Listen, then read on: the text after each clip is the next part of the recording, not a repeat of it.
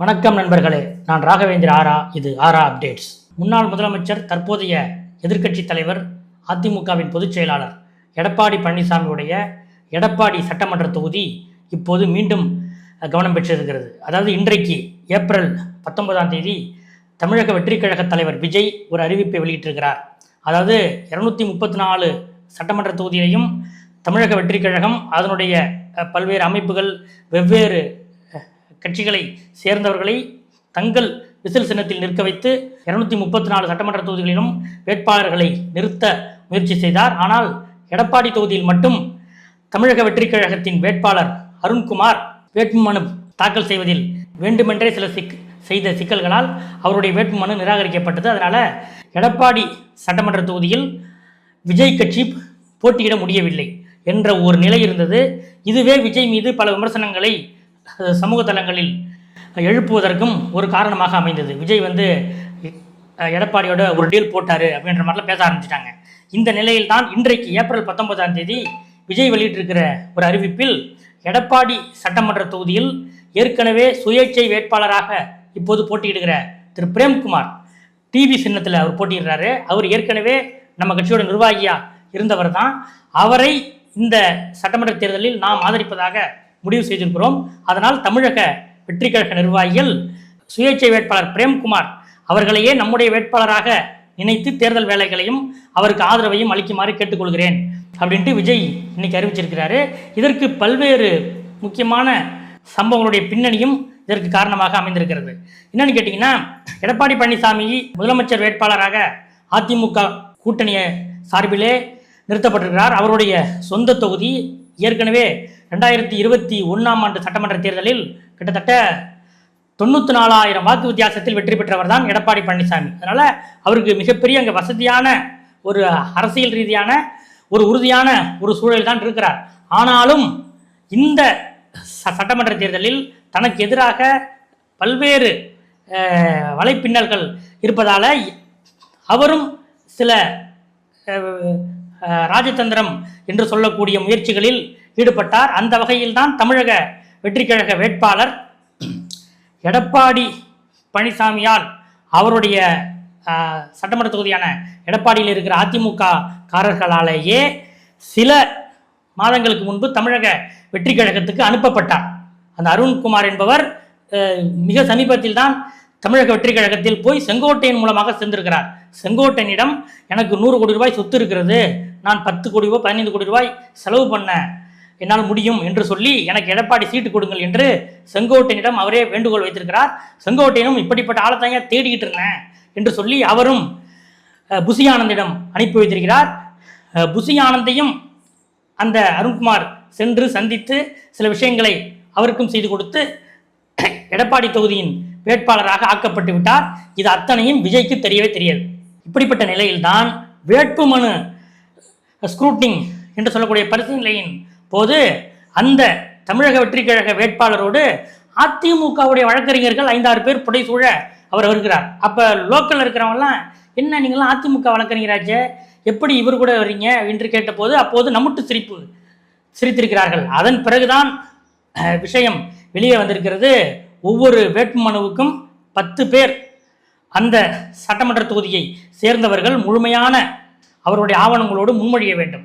அப்படிப்பட்ட அந்த நிபந்தனையை வேண்டுமென்றே பூர்த்தி செய்யாமல் அருண்குமார் விட்டுவிட்டார். அவருக்கு 8 அல்லது 9 பேர் தான் வேட்புமனுக்கு முன்மொழிந்தார்கள். அவருடைய மாற்று வேட்பாளருக்கு 7 பேர் தான் முன்மொழிந்திருக்கிறார்கள். எனவே அவருடைய வேட்புமனு தள்ளுபடி செய்யப்பட்டு விட்டது.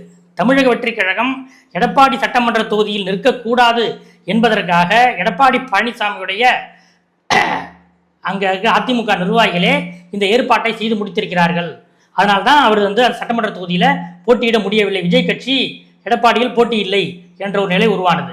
இந்த நிலையில் அடுத்த இன்னொரு பக்கம் எடப்பாடி சட்டமன்ற தொகுதியில் கவுண்டர் சமுதாயத்துக்கு இணையாக வன்னியர்களும் இருக்கிறார்கள். அதை விட சற்று கூடுதலாகவே இருக்கிறார்கள்.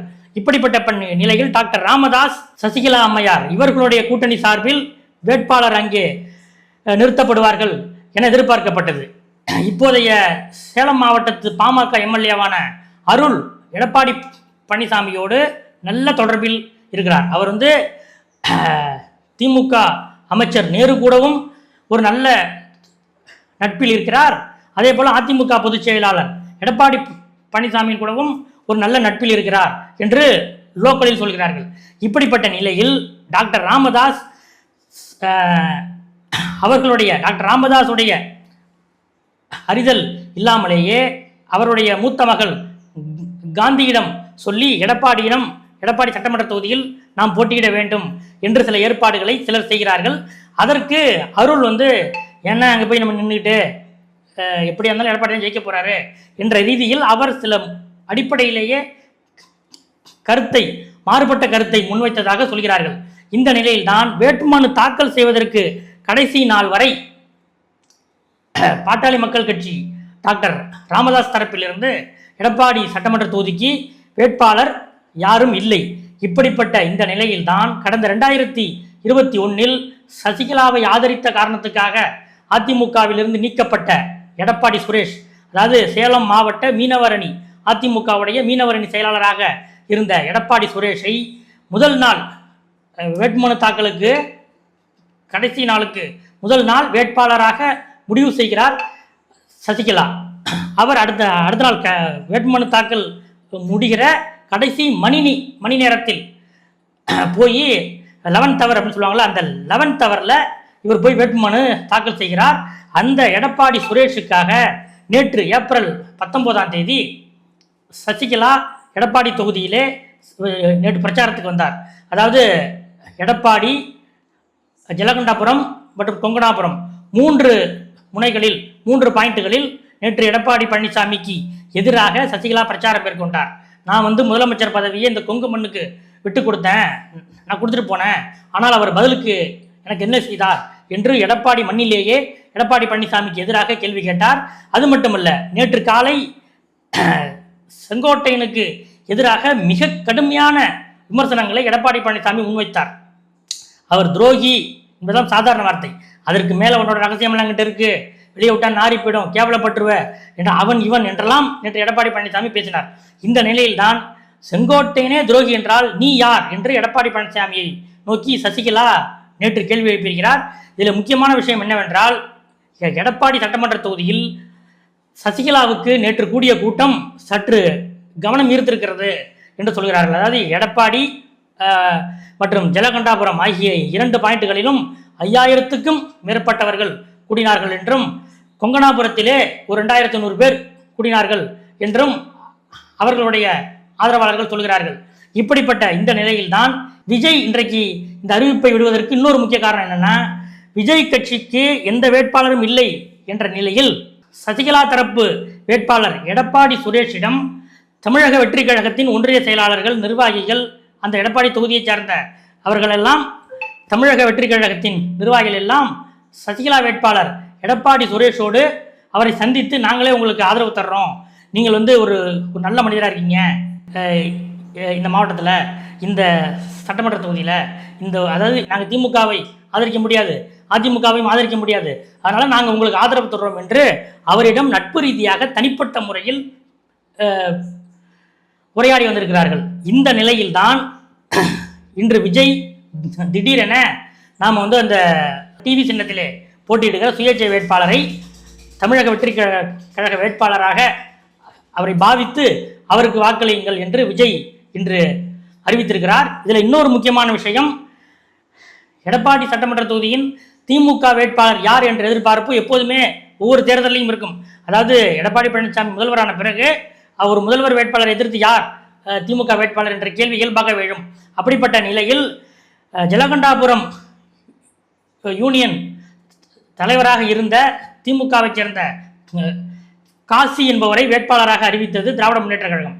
ஆனால் தமிழக வெற்றி கழகம் அவங்க களத்தில் இல்லை என்ற நிலையில் அதிமுக வேட்பாளரான எடப்பாடி பழனிசாமியை எதிர்த்து சசிகலா வேட்பாளர் வேலை செய்கிற அளவுக்கு கூட திமுக வேட்பாளர் அங்கே சுறுசுறுப்பாக இல்லை என்பதுதான் இன்றைக்கு ஏப்ரல் 19ஆம் தேதி நிலவரமாக இருக்கிறது. இப்படிப்பட்ட நிலையில்தான் எடப்பாடி பழனிசாமி கடந்த சட்டமன்ற தேர்தலில் பெற்ற 94,000 வித்தியாசத்தை விட அதிகமாக வெற்றி பெறுவாரா அல்லது வித்தியாசம் சற்று குறையுமா என்பதுதான் அந்த தொகுதியின் இயல்பாக இருக்கிறது. இதிலே முடிந்தவரை தமிழக வெற்றி கழகம் இந்த 4 நாட்களில் இந்த எல்லா தமிழ்நாடு ஃபுல்லாக விசிலு, அங்கே மட்டும் இன்னொரு சின்னம் அப்படின்ற மாதிரி இந்த முடிவு எந்த அளவுக்கு அவர்களுக்கு எடுபடும், அங்கே கை கொடுக்கும் என்பதும் ஒரு கேள்விக்குரிய ஒரு விஷயமாக இருக்கிறது. இதுதான் எடப்பாடி சட்டமன்ற தொகுதியின் இன்றைய அப்டேட்டாக இருக்கிறது. அடுத்தடுத்த விஷயங்களோடு உங்களை அடுத்தடுத்த வீடியோவில் சந்திக்கிறேன். நன்றி.